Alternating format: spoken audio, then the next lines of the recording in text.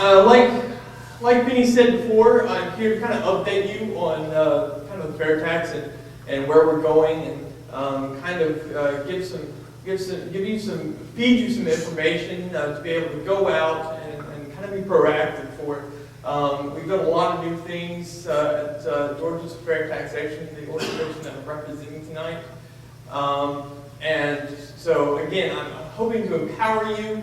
I'm hoping you're going to have a good time as much as you can with talking about taxes, because I know that's what we all enjoy. But in turn, again, I hope you don't leave and say to yourself, "Oh, that was a good presentation," and then not really do anything. That's not the point of why I'm here tonight. I really want you to be empowered. I want you to, again, be that proactive kind of person.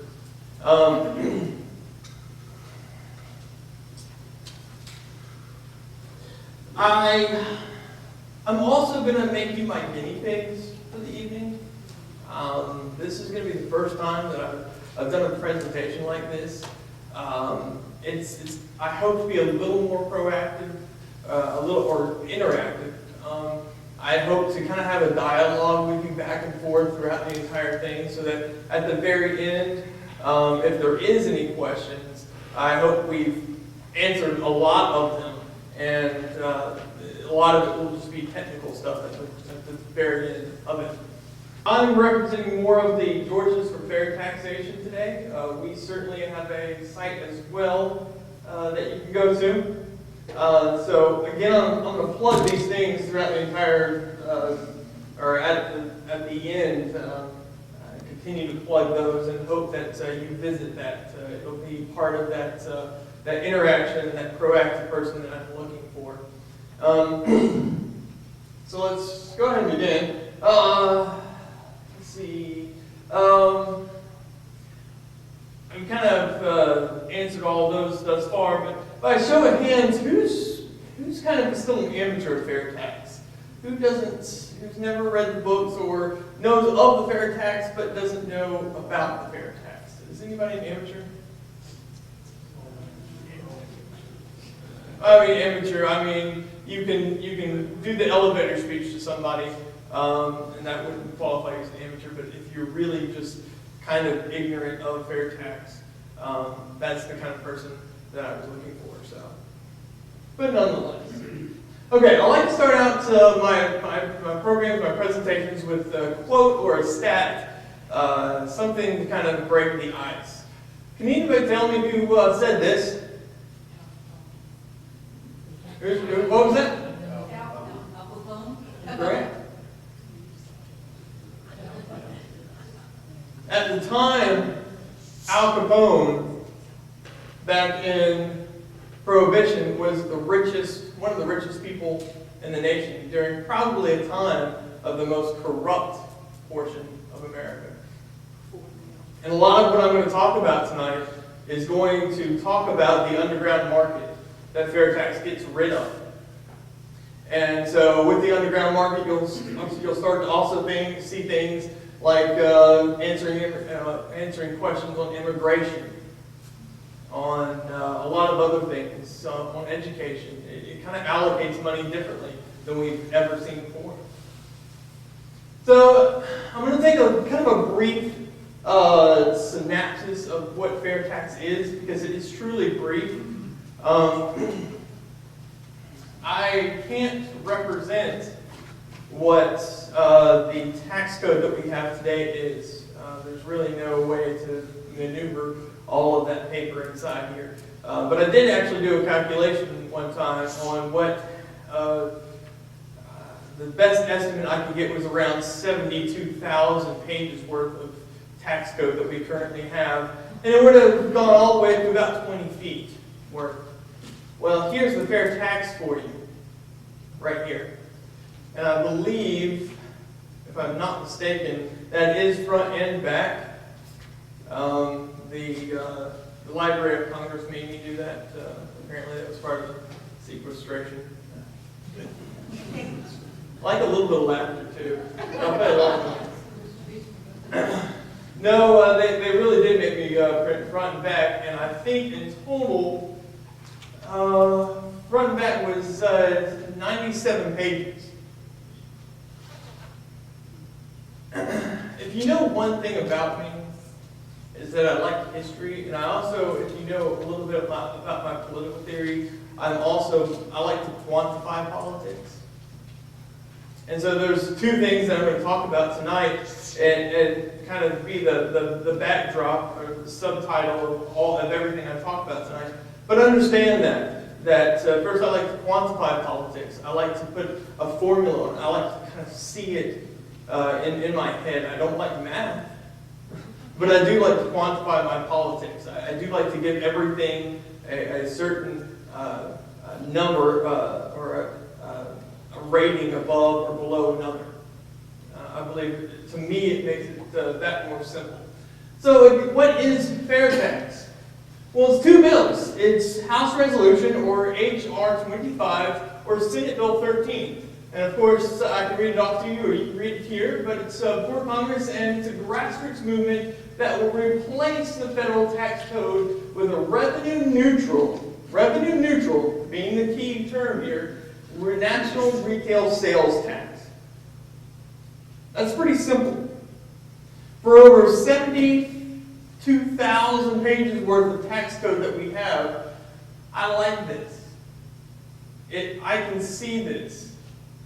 We are consumer carnivores. We like to gobble things up under the Americana-style way of living that we do. We like to kind of hoard things. We like to be producers, and we like to have lots of it. If you think about going westward about the 1900s, a lot of those people were looking for vast land. They were looking for open spaces, and for the first time, a single family could essentially live with thousands of acres, and there'd be nobody around. This was a different kind of concept than ever seen previously before. And touching on it a little bit more, taxes on all new goods and services purchased for personal consumption once. So, again, it's all new goods and services, not used goods and services. That's a big key factor as well.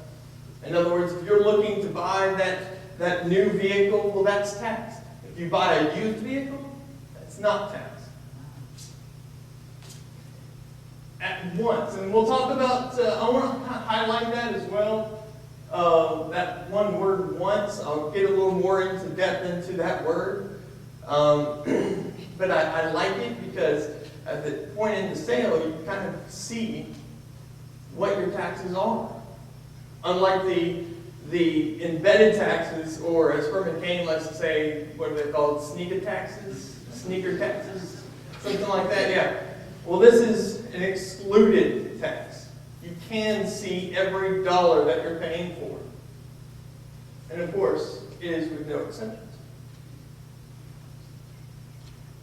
You're taxed on what, of course, you consume, not what you earn. You take home every penny that you make. No more W-2s. No more 1040 EZs, like they like to say. No April 15th. That sounds pretty sweet thus far, right? All right. This is really cool too. And of course, everything's really cool in my world of the fair tax. The fair tax world, business-to-business transactions are also not taxed. If I'm a company XYZ and I'm dealing with company ABC, whatever transaction we make between our goods and services is also not taxed. So you can imagine, as you're talking about new home sales or new home building, and the fact that would rev up things, because no longer does the builder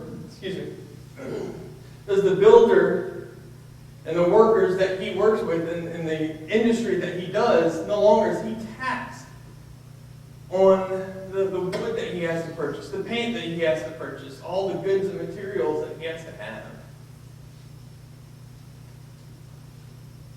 And of course, like we talked about earlier, it's an exclusive tax. You see every penny of it. And let me reiterate let me talk about some other things. With the fair tax bill itself, when they first began to try to understand this in the early 90s, some of the issues that we're faced with, the issues were obvious, but the solutions were not.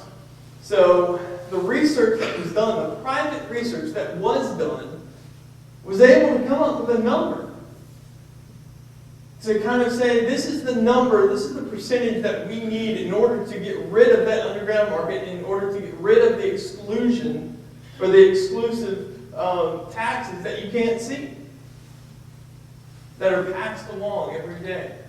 And so to sum it up, that 23% or 23 cents out of every dollar, that's a pretty simple figure. That's what these private group, I think it was about 5 to 7 groups of businessmen came up with. Again, this was not something that the federal government did. This was something that put out by some individuals of their own doing, of their own time, their own money. And they came up with some of the best research behind taxes that I think there ever was. Steve, before you get too far, go back to that other, because I want to clear that first one, taxes on all new goods and services purchased for personal consumption once. I can understand the new goods part of it and used, but services once, what does that mean? Do you understand what I'm saying? Yeah. When you're taxed on, say, service of a massage, I don't know why I'm thinking of these things, but psychiatric treatments, medical treatments, that kind of thing. Services, anything that is not physical good. If I provide a service to you, I'm not charging tax on my labor. Is that clear? Did I clarify that enough? I see this foggy haze on your face.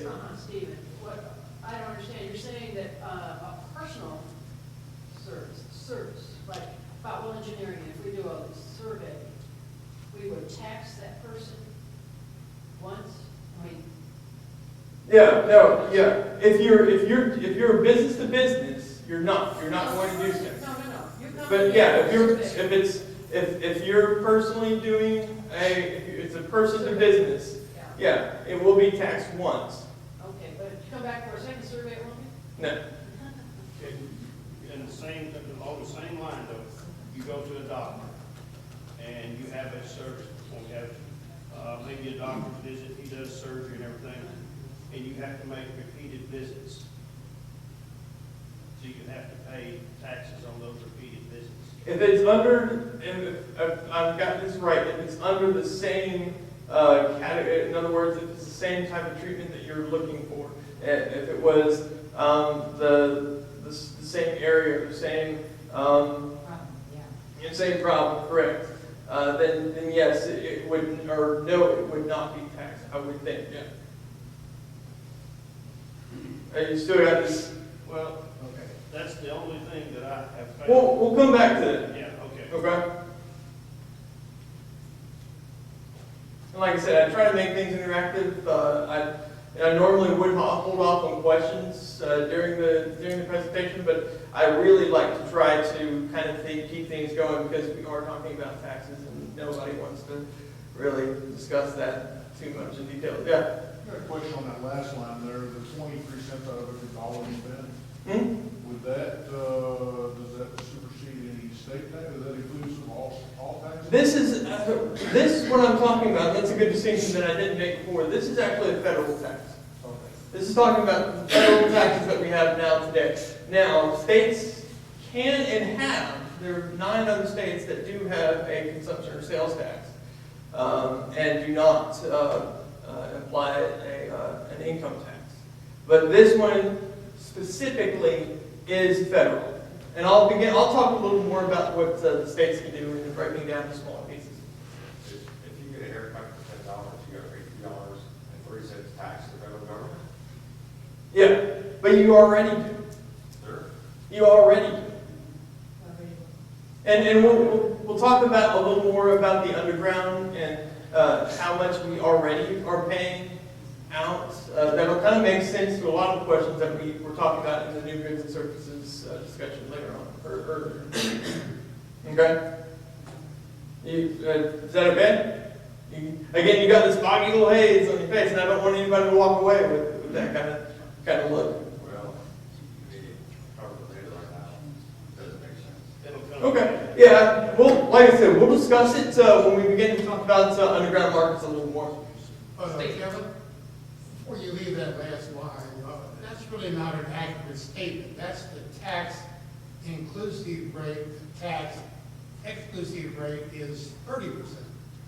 So you're gonna pay 30% on every dollar you spend. If you take the dollar you spend and add the 30 cents of tax, and you divide the 30 cents of tax by $1.30, then you get 23%, but the tax rate is 30% tax exclusive. Yeah, we can I know we've disagreed a lot on this conversation. I quote you out of the fair tax in plain English, word for word. You buy $1,000 worth of insurance, you pay $300 of tax, $1,300 total bill, 300 divided by 1,300, 23. Okay, So and that is a misleading statement. And I know where you're coming from, and of course, Those are the facts, not where I'm coming from. well, like I said, we continue to disagree because I know we've had multiple conversations about the same thing. But I will answer that question and later on, and try to give you the best answer when I certainly have time. But I do have to move on, or my time is going to run out. But let's talk about the prebate as well. This is something also that you can't have the fair tax in full without the prebate. The prebate is like Robin to Batman. It's the sidekick to the fair tax itself. And in other words, a lot of conversation that you're going to have that opponents are going to come up with are going to quote you on a lot of just what fair tax does. But they're not going to talk about the prebate. They're not going to talk about the implications of the prebate and how it affects those that are in the underprivileged. And so the prebate does two things. It subsidizes. It essentially untaxes the poor or gives subsidies back to the poor according to their income and their dependents. And I don't know if you can see it from way back there, but I may have an example. I do not. But let's take a family of four. So you have an annual income allowance of a family of four. We're talking about $25,000 or a little over $25,000. Their annual prebate, and it's not a rebate, it's a prebate. This is a monthly check that's going back into the pockets of the individual family.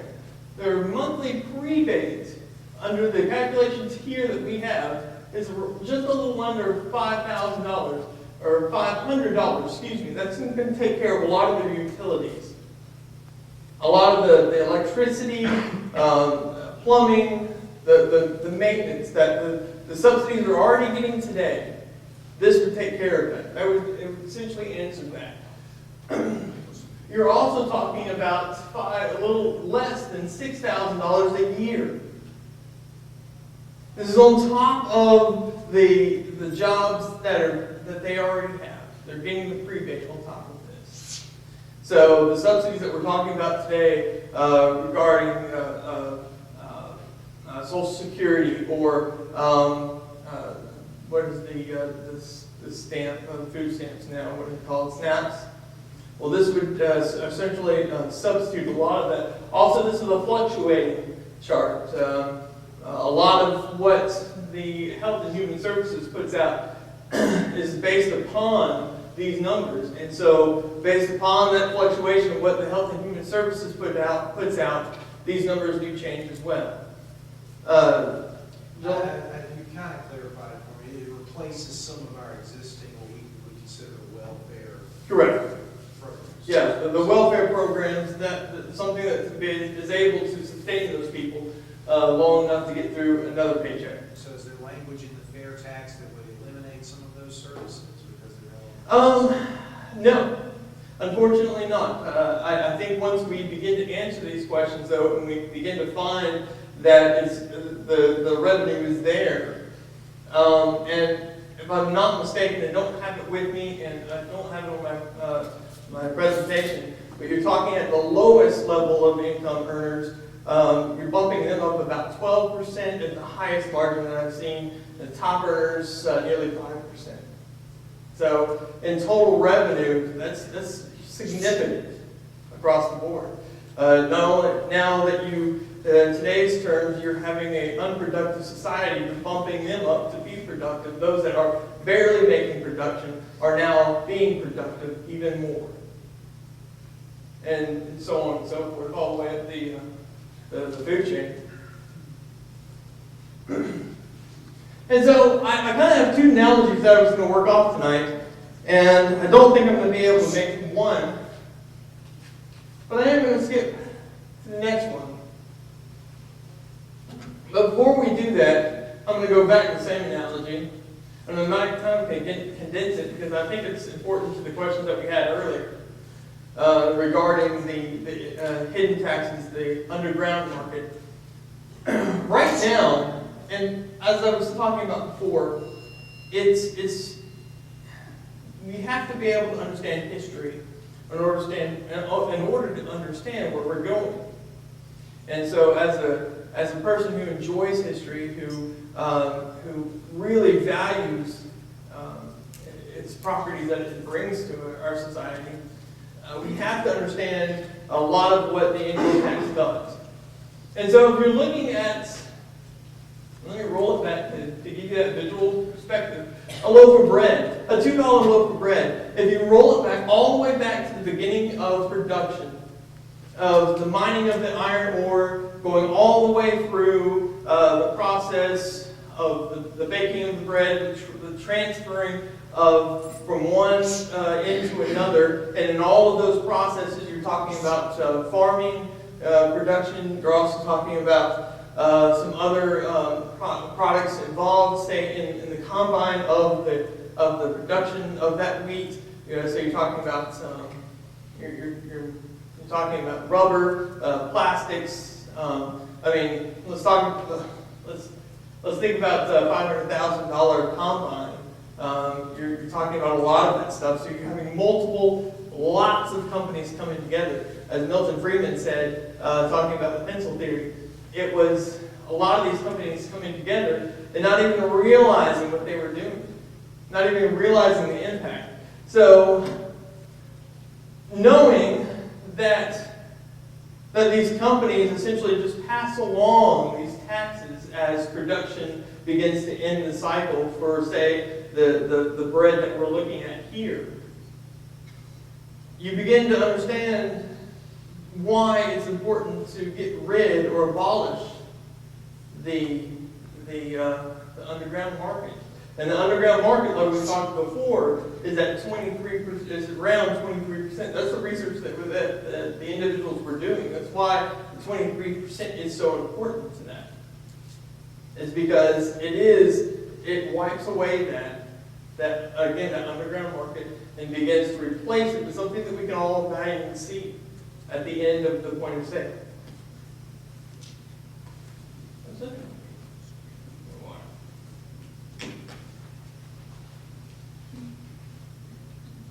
Just a second.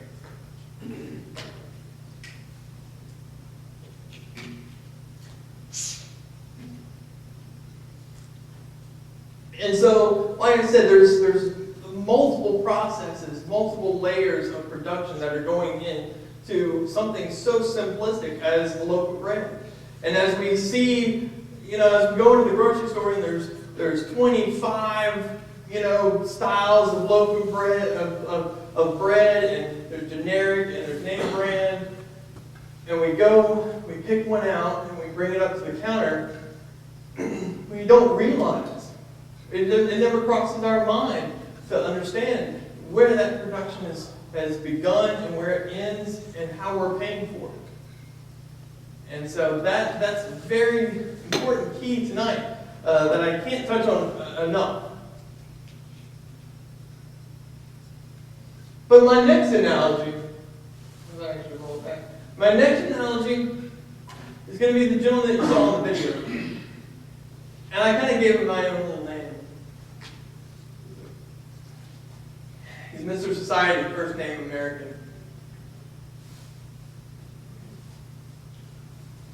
Mr. American Society walks down the same path that we all do. I know you've heard the term, but I'm going to reiterate it. Road to serfdom. It's the same path, again, that we all walk down. But to understand the corruption that the income tax does to society today, and has done since 1913, and before that, the tariffs and what have you, it's important to know where this is going, because, again, we're all walking down the same path. So you can almost kind of visualize yourself in his place as a part of him.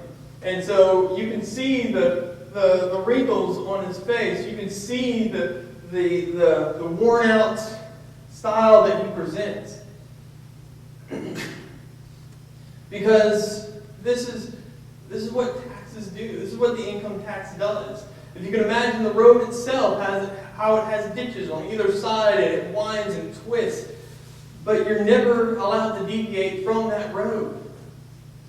And the example I'm trying to set out here is that it's always manipulated. It's not a road that you made.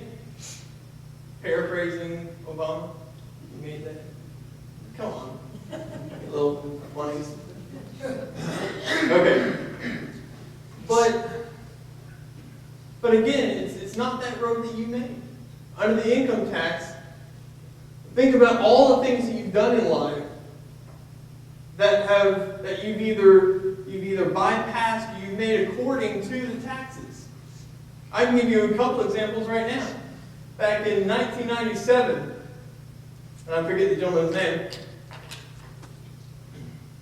Mark McGwire steps up and hit his number 78 home run. As he comes to the plate, there's a gentleman that's going to get that ball. What he doesn't realize, and what everybody else doesn't realize in that stadium, is that IRS is already there. They've already valued the ball. And so I think, if I'm not mistaken, it was at a value of around $100,000 for this ball, if not a little less, actually. But here nor there, they valued the ball. So as you can imagine yourself sitting in the seats, the chaos that erupts as the ball just goes over the fence. The guy catches it, and he doesn't even get outside the ballpark before the IRS gets it. And that's just one example. Think about to Oprah's. You have a car, everybody's got a car example. Well, a lot of people in that audience that day that had to face reality that they couldn't afford that car. A lot of you are going to or have already faced retirement. And so as you're getting down to the nitty-gritty and you've earned and you've scrimped and you've saved and you're able to pass something, just something along to your family, the IRS comes along and swipes. Sometimes half of it, if not less, if not a little more, give or take. But that was your money that you scrimped and saved for. Why should you all of a sudden be able to essentially be robbed the blind? It's theft. I think it was Thomas Jefferson that said that he rather preferred dangerous freedom than peaceful slavery. And that's exactly what the road to serfdom does, that we're walking down right now. None of us realize, as we're going into the grocery store and we're purchasing these things, or we're going out and purchasing that new car, what kind of taxes or what kind of decisions that we've made to get us in this position today. But it's always maneuvered us in such a way with just sometimes the slightest of hand.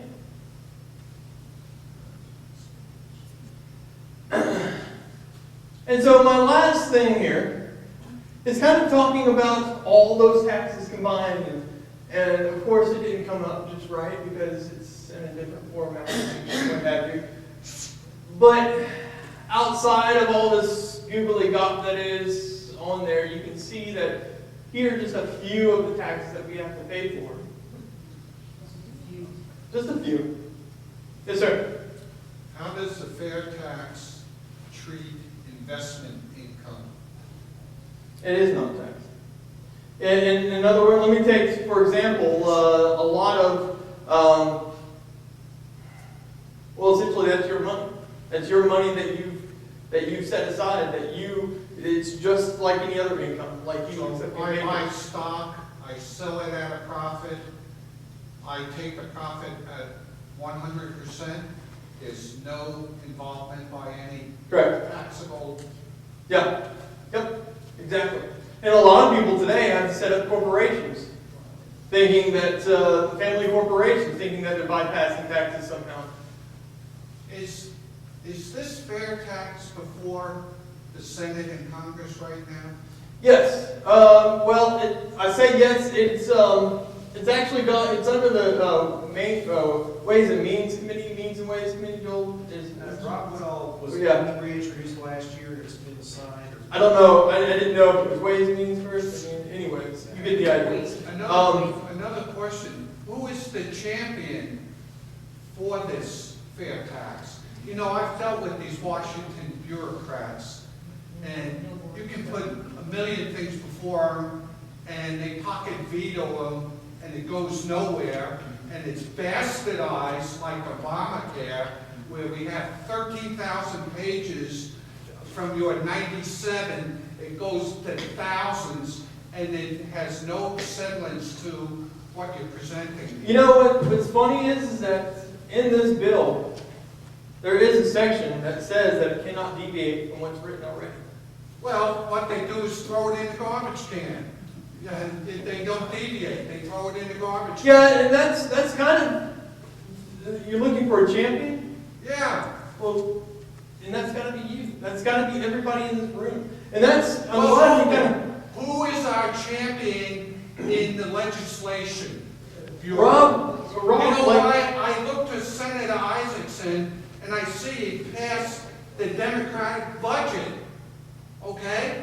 And I've written to Isaacson on other things, on gun control and everything else, and I don't hear anything back. Oh, I'll look into it, yeah, I understand your dilemma, blah, blah, blah, blah, blah, blah, blah. and like Joel was saying, it's Rob Woodall that is taking up the bill. Last count, there was 67 co-signers to it of the House side, as well as the Senate. And so there's a lot of good people. We elected here on the 9th District. How do we hear from them? I never hear from them. You know, and you're exactly right. And we pressed this issue at the beginning of the 113th Congress. We said, you know what, guys, we're not hearing enough of you.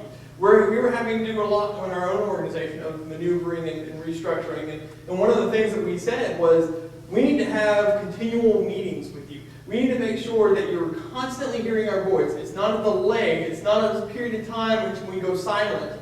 It is actually a continual process at which we stay on top of you constantly.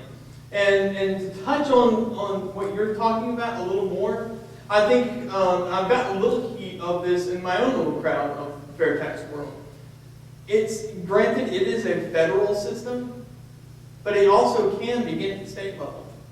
You're in a state right now that still has a state income tax. Who's our champion in the state? There is nobody. I mean, there is lots of people like you who are going around saying something needs to change, and trust me, there's plenty of politicians who will go out on the campaign trail and say a lot of things need to change. We need to go to a consumption I know, tax. you say anything you want to hear. Yeah, there were. Their word means last zero. years. The state legislature had a handful of folks. If for those who recall, Governor Perdue in a commission, the Tax Reform Commission a few years ago, there is an excellent professor of economics, one of us, free market conservative at Georgia Tech, who has gone on tour with AFP and done stuff all over. Christine Reese, who's on that Tax Reform Commission. And the results of that commission, the state basically said, and her goal ultimately, I've talked to her all the time about this, but her goal ultimately was to eliminate the state income tax altogether, kind of like we're talking here, more like Florida and Tennessee have, and replace it with, a sales tax, basically, a myriad of that. But what they came up with in the formula there was, they were trying to identify items, goods and services that we all needed, because presumably those types of items everybody would utilize so it would be more fair and equitable, basically. So they came up with a grocery tax, which would be, a tax that would replace state income tax. The problem is selling it to Georgia is just like selling it to the nation at large. Basically, you have to convince people, you have to show people how overall you're saving money. There is a front-end cost you didn't have before, but there's no more April 15th for your state income. Yeah, and we have to also make sure, let me talk a little more about this, because I got to wrap it up here shortly. And if you have any more questions, I'll certainly meet you with you afterwards. This fair tax has been suggested 30 years ago. And here, we're 30 years here today. And where have we come? It's more convoluted and complex than ever. Well, let me tell you, let me give you a mission. Your mission, and like I was talking about, I've got a lot of heat under this, is to start at the state level. I say let's make it small. Because a lot of these state representatives, a lot of these state senators, sometimes they're your next door neighbor. A lot of times you know them very, very well. And so I say, we go down and we make a case for getting rid of the state income tax. And by that, if we end up and across the nation, we see a movement, because you're already seeing this. We have 9 states already who have said no to the state income tax. We're continually seeing in other states the same argument there as is here. But we need to make sure that, like I was talking about earlier, that there is a continual discussion. It's never broken, it's never muted, it's a continual discussion that needs to happen. And so when we find ourselves in a position where 3/4 of the states no longer have a state income tax, well then the federal government has to bring it up. They have to take it as an issue. And so that's when I think a lot of the discussion needs to happen. We go out, when I first started with this organization, I went to Washington and I lobbied and I did all this stuff. I talked to them all. But the thing, and let me finish up. The thing it is that they don't hear me as much. I can write them, I can call them, but they've got a lot of other constituents. But my representative, Rick Jaspers, does not.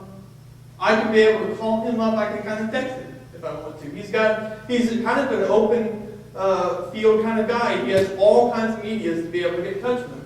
And that's the thing we need to start doing, is making sure that each and every one of our representatives continually goes down and says, you know what, I'm tired of the past 30 years. I did go out on the campaign trail. I did take questions about the fair tax, about getting rid of the income tax. It is high time that we introduce a bill and no longer just begin to talk about it. Because there was times that I went down to the state capitol and they would slap fair tax across something, but what they would do is cherry pick their markets. And no longer was it a fair tax deal or a bill. Why don't, where is our Jasper representatives? I hope he's working. Yeah, he was here last Where is night. it? I hope He he had this meeting. And I actually talked to him a couple of days ago about this, and he told me that he was going to be working that night. I hope he is working. Well, why don't we make a meeting when he's not working? Trust me, I have conversations with him all the time on this. All the time. And not only him, but in every person of the Ways and Means Committee at the state level, of every other person, state legislator and senator that I know. Like So I I said, it's been my experience, you talk a good line and never do it. And like I said, I've dealt with some of these Washington idiots. And nothing ever gets done. Look at the mess this country's in. Yeah, and I do have to wrap it up. But another thing I want to mention, one last thing, is that you're talking about the local GOP parties. Recently, a petition went around where we said that we want this part to be a part of the platform. A lot of them, if not all of them that were emailed that petition, did take it up, correct? I know Pickens certainly did, the fair tax movement. So it is on the agenda. It is on the radar. They can see it. But again, it can't be one of those things that we begin to have this sporadic conversation. It's got to be continual. And so that's the thing that I ask you today. That's your mission, is to please make sure that when you go out today, that you're not left with the emptiness. You're not left with this feeling of, I saw a good presentation, but I have no other, I don't have a job to do. Whether it's calling, going down, getting involved, Joel's got a great organization that he works with. When you're doing volunteer work for them, go down, continually talk to your legislators about taxation, about tax reform, and getting rid of that kind of thing. And then on the process, continually emailing your congressmen in Washington, making sure they're hearing you. I do this a lot, and sometimes I feel like I don't have enough stuff. I feel like I have a lot on my plate. And I certainly am not going to judge anybody else's life compared to mine. But I do ask you to be that proactive person, because that's exactly what we're looking for. If you have a Rotary organization that you're involved in, Rotary Club, go out there and pick up the speakers forum, and let's bring out a speaker to that. If you are heavily involved in GOP, let's get a speaker there. Let's continually make sure that we're having this conversation on a daily, weekly, monthly, yearly basis, and never letting go, because that's the kind of person I'm looking for. And I hope today, tonight, this is the kind of person you will be.